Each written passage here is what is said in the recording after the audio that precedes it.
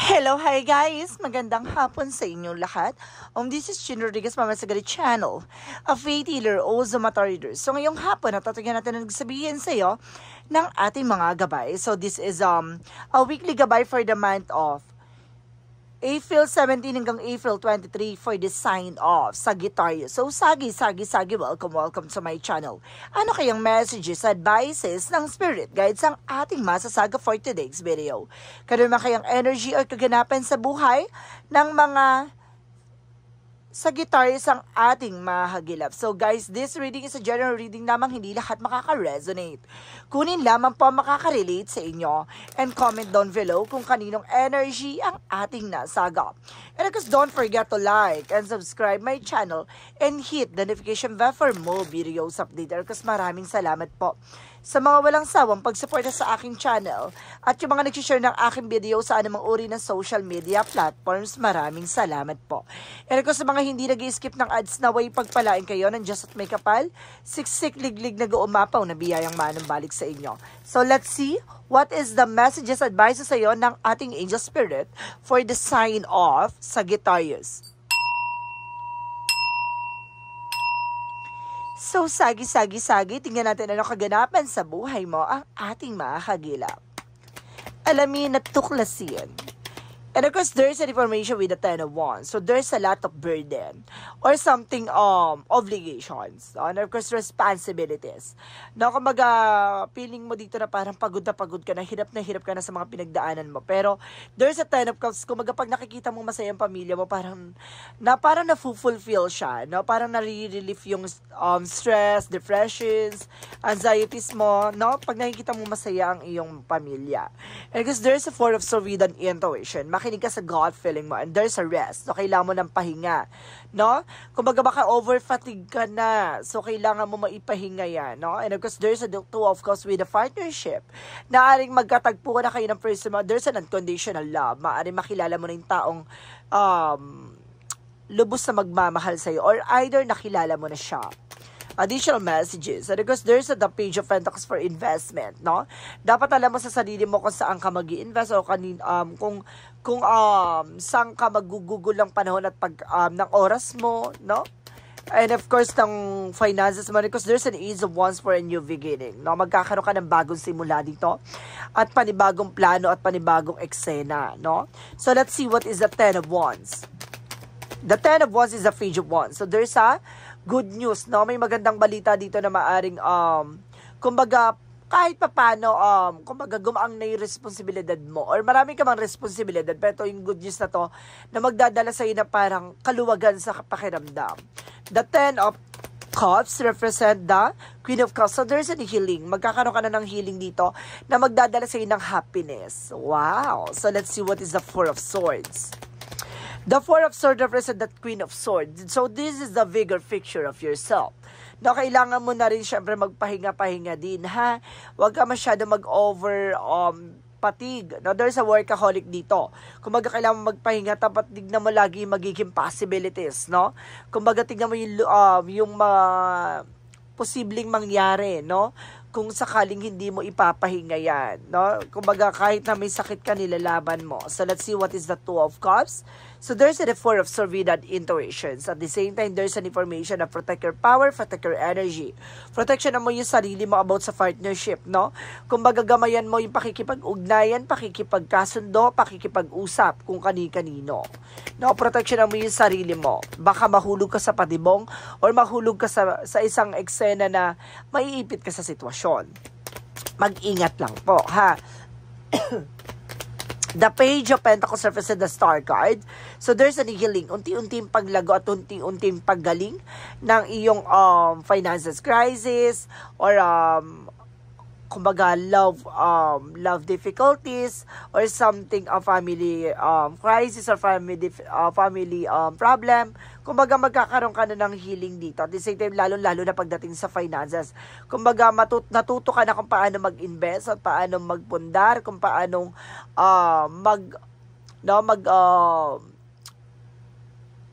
magtabi, no? Kumbaga alam mo kung paano na proteksyonan yung pinaghirapan mo.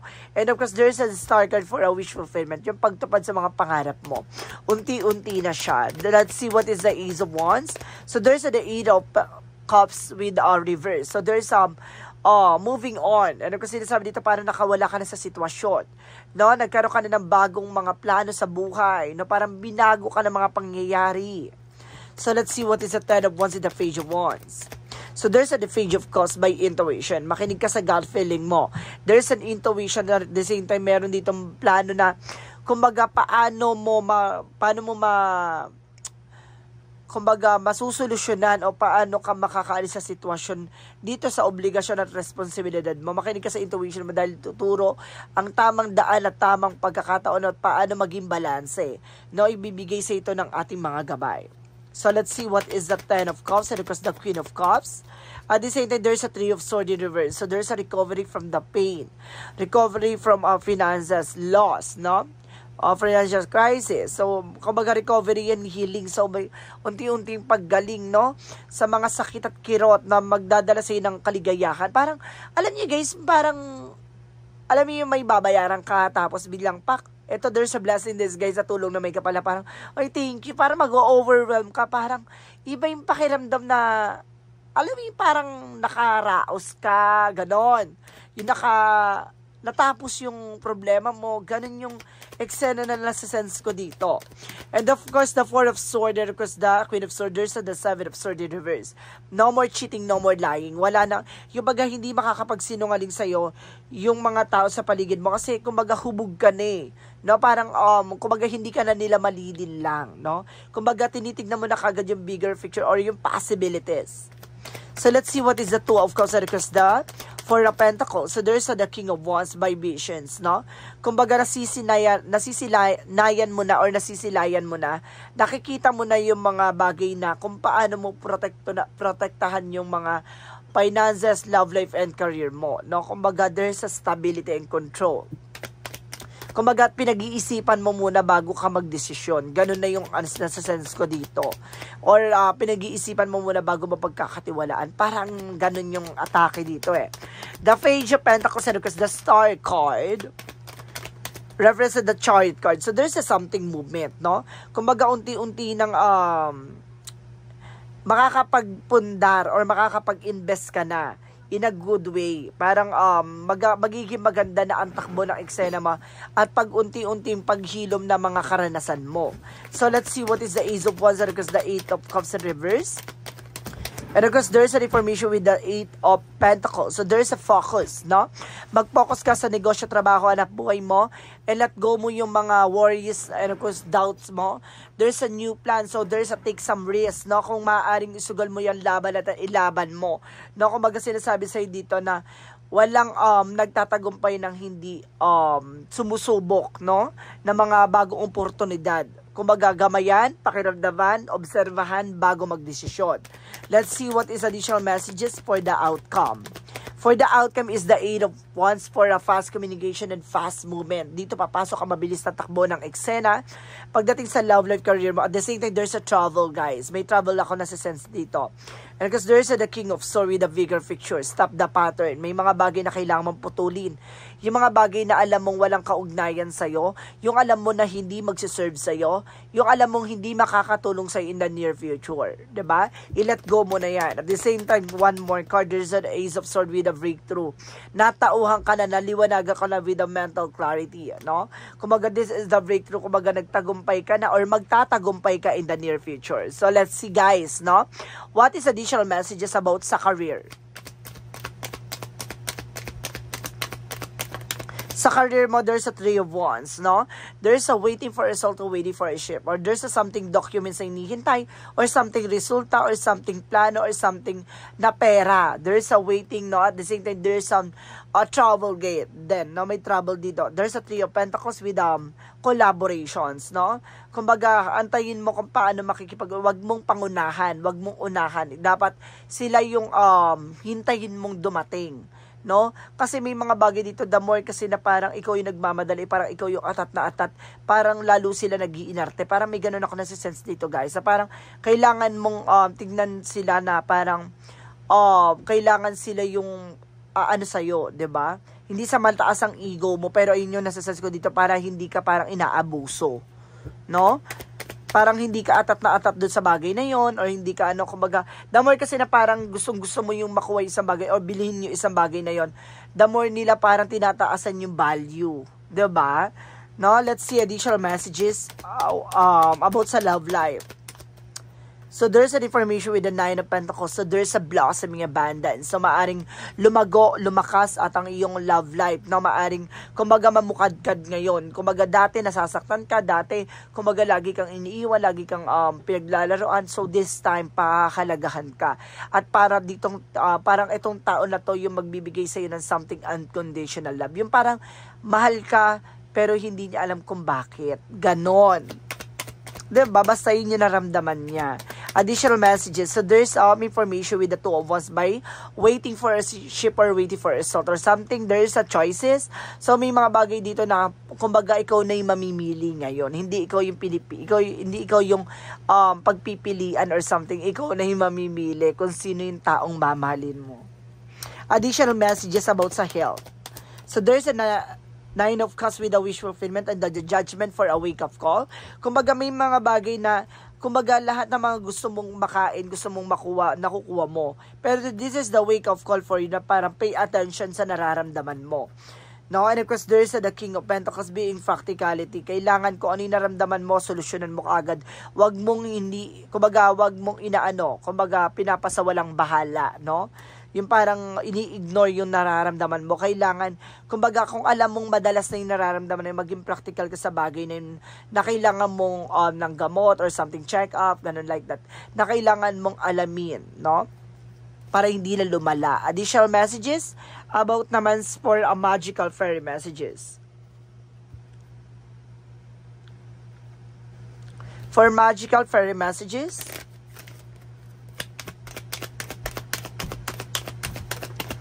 and there's the Sun. So, maaring may anak kang lalaki, or ikaw yung nag-iisang anak na lalaki, or may involvement dito na lalaking bata, no? Or mas bata sa'yo. And there's a trouble. No, may trouble ka talaga dito, guys, na magdadala sa'yo ng upcoming trip proves to be life-changing in a positive way. Ito yung magdadala sa'yo ng, kumbaga, magandang pagbabago. No? So, let's see what is a yin and yang oracle card. At the same time, guys, there's a thoughts and isolation, no? Kumbaga, yung iniisip mo lang yung magsisilbing balakid, no? Kaya hindi mo matupad. Kasi it's either a doubt, no? There's a doubt. Or something of fear. Kaya siguro hindi ka makapag-proceed ng iyong ideas. And of course, there's change. Yun yung kailangan baguhin. Encourage, no? I-encourage mo yung sarili mo na kailangan mong magpatuloy at kailangan mong subukan. And as additional messages, there's a facade and beliefs. No, may mga pinaniwalaan ka or may mga paniniwala ka dito na minsan ay hindi totoo. There's an impostor. Ito yung sinasabi ko na mag-ingat ka sa mga taong pagkakatiwalaan mo. At yung mga bagay na bago ka magdesisyon, kailangan pag-isipan mo muna maraming beses. One more card for a yin and yang oracle card. So, and of course, there's a family, no? You are being family-oriented or something, kumbaga, there's a family involved, no? There's a commitment or maaari magkaroon ka ng higher level of commitment. So, let's see what is the synchronicities. For synchronicities, so there's the beauty, no? May ganda dito. May gandang, hindi mo inakala. And there's a reading, no? There's a ready. Maganda ka na. Dahil there's a beautiful will happen to your life. At the same time, there's that retreat. See? Magkakaroon ka ng panibagong eksena, no? Or mga, kumbaga, mababalik na yung mo, no? Yung kalakasan mo. At the same time, yung kaginawaan, there's a faith. So, ibig sabihin, sinusubukan talaga ang pananampalataya at tiwala mo. Sa lahat na nangyayari sa buhay mo, kumbaga, will ni God yun, no? On how to be strong, no? Para maging malakas at maging matibay ka sa mga tatahaking mong landasin sa buhay, no? Kumbaga, kailangan mo talagang pagdaanan yan, hindi sa kumbaga sinasaktan ka ng ating Panginoon, kundi pinapatibay ka niya at pinapaalam sa'yo na instrument ni God yon para ka isang maging matibay at maging malakas kang tao. At kumbaga sinusubukan ka niya kung paano mo patatakbuhin ang eksena mo, no? Kumbaga titignan niyan kung lalapit ka ba sa temptation, sa anumang tukso, diba? So let's see what is Archangel Michael messages. So there's a shield yourself. Protection mo yung sarili mo, 'di ba? Kumbaga, wag mo masyadong pinipressure yung sarili mo. No, kailangan mong protection and be gentle with yourself. Talaga sinasabi na kailangan magdahan-dahan ka sa sarili mo, wag mo masyadong kumbaga, yun nga, 'di ba, kailangan mo rin magpahinga, 'di ba? Kung nagtatrabaho ka, no? And of course, your home is protected by angels. So some of you guys, no, protektado naman daw ng ating Panginoon, ng ating mga gabay ang iyong tahanan. So let's see what is the energy. The energy is first chakra Archangel Michael for protections. So pinoproteksyonan ka talaga ni ating Archangel Michael. And there's a woman holding a heart. So some of you, if you are a woman, ikaw yung may hawak ng puso ng taong mahal mo, or either ikaw ay man, no? Mahal na mahal mo yung person mo, and there's a community. So ibig sabihin dito na kumbaga na yung socialize, no? Yung pakikipag-ugnayan, pakikipag-usap, kumbaga maging mabusisi at maging maingat ka. So let's see what is the Monsology. For Monsology and work through your fears. No, kailangan mo labanan ng takot at pangamba mo. And there's you're very close to achieve your goal. No, napakalapit mo na para maisakatuparan yung mga pangarap mo. And the end of the cycle top approaches. So may mga bagay na tatapusin na, no, sa buhay mo or kaganapan sa buhay mo, ang ikot o sistema ng buhay mo, no? So let's see what is Archangel Raphael messages. Have faith. So, kailangan mo magtiwala, no? And avoid allergens. So, kailangan mo talaga iwasan yung mga nakakasama sa'yo. Yung mga bawal, no? Kumbaga, iwasan mo. And there's a change position. Kailangan mo magbago ng position. Kasi may mga, doktor. Kasi may mga bagay dyan na parang hindi pa nila nakikita lahat. So, kailangan mo mag-second opinion. So, let's see what is the chakra messages. And there's a gossip, no? Some of you guys, maraming marites sa paligid mo. And there's a creations, no? Kumbaga, marami ditong parang bubuuin mo, pagagandahin mo ang takbo ng eksena mo. Ikaw yung magiging creator ng iyong story, no? So, let's see what is additional messages. And there's a freedom, no? Parang palalayain ka sa worries, doubt, fear. And there's a writing. So, ibig sabihin, ikaw yung, kumbaga magsusulat o ikaw yung magtuturo, no? Na mga bagay-bagay na naranasan mo. Na tuturo mo sa mga susunod na henerasyon mo. Marami ka nai-inspire o marami ka natutulungan, marami ka natuturuan. And there's a judgment for a wake-up call na you need to pay attention, no? Sa sarili mo, sa paligid mo. And there's an happiness na, kumbaga, panghawakan mo yung kaligayahan. Diba? Maging masaya ka sa lahat ng eksena mo or kaganapan sa buhay mo. Additional messages. Additional messages. And of course, there's the wait. May mga bagay na kailangan mong hintayin. No? And there's the cosmic heart, devotions, moving prayers. So, kailangan mo magdasal, magmuni-muni, mag-devotions. No? Ipagdasal yung mga makasalanan na kumbaga, pagalingin na sila, no? Or something na, kumbaga, patawarin sila sa kanilang kasalanan. Lalo-lalo na yung mga taong naninira sa'yo. No? Kumbaga, ipagdasal mo sila na tigilan na nila yung paninira sa'yo. Or else, kumbaga, ipagdasal mo na maging maganda na takbo ng eksena mo. And because there is a self-inventory, no? Mag-invest ka sa sarili mo and there's a goal for it, no? Kailangan mo kumbaga ilaban. Diba? Yung mga bagay-bagay sa paligid mo. So, let's see what is the Jesus-loving quotes. May mga pangarap ka dito na gusto mong matupad, na parang nagkakaroon ka na alanganin or pag-aalinlangan, pero kailangan mo yun tuparin, no? And of course, since dito, seek you first the kingdom of God and His righteousness, and all things shall be added to you. So see, kumbaga ipapakita mo na sa iyo ng ating Panginoon yung mga bagay na dapat mong malaman at dapat mong maunawaan. Parang instrumento yan ni God eh. No, may mga taong darating sa buhay mo na iiwan at sasaktan ka. Na kumbaga instrumento ni God para patibayin, palakasin ka.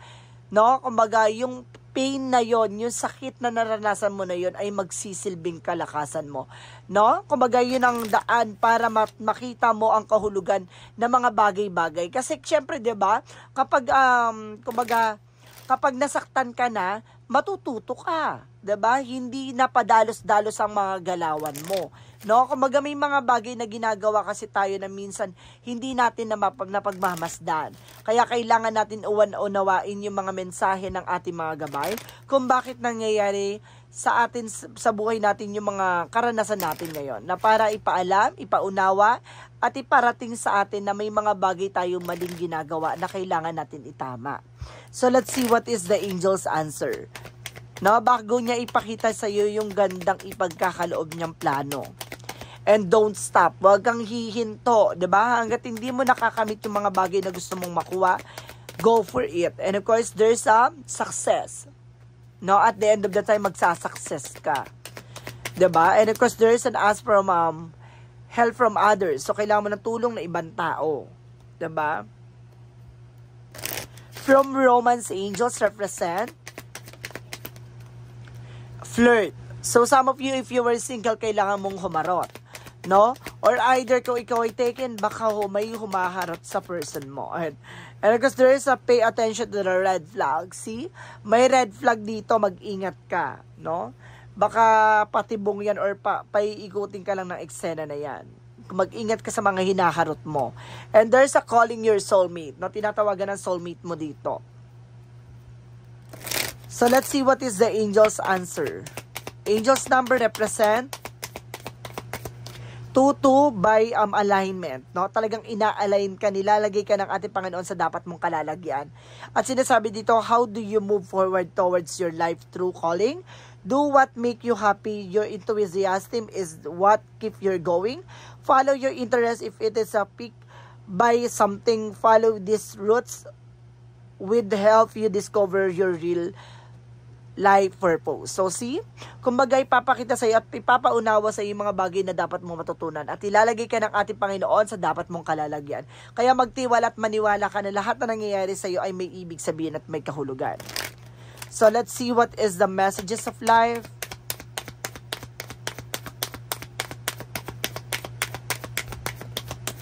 And there's a simplicity. Today, I choose to simplify my life as I do so. My burdens lighten, I release my ego, need to understand, to prove, and to control. Instead, I undertake every task within an open, humble heart, seeing truth that my eyes of the child, I discover life in all its wonder, the simplicity, as the complication and chaos of my mind fall away and remember I am one with the light. So see, kumbaga inaalis mo na yung yung worries and of course ang doubt sa isip mo. Kumbaga inilelet go mo na yung something ego, pride, drama sa buhay mo. At kumbaga nagtitiwala ka ngayon ng buong buo at simple kang nagbibigay ng kumbaga tiwala at pagmamahal sa ating poong may kapal. Na alam mo bagay na yan na nangyayari sa buhay mo, masakit man at tatanggapin mo yung mga bagay na ipagkakaloob sa'yo. Dahil gusto na nasa taas para maging matibay, maging malakas ka sa hamon ng buhay. So guys, this is a weekly gabay for the month of April 17 hanggang April 23 for the sign of Sagittarius. So Sagi, maraming salamat for this wonderful reading. So once again, this reading is a general reading namang hindi lahat makaka-resonate. Kunin lamang po makaka-relate sa inyo and comment down below kung kaninong energy ang ating nasagap. Maraming salamat guys and see you in the next video. Bye-bye and babush!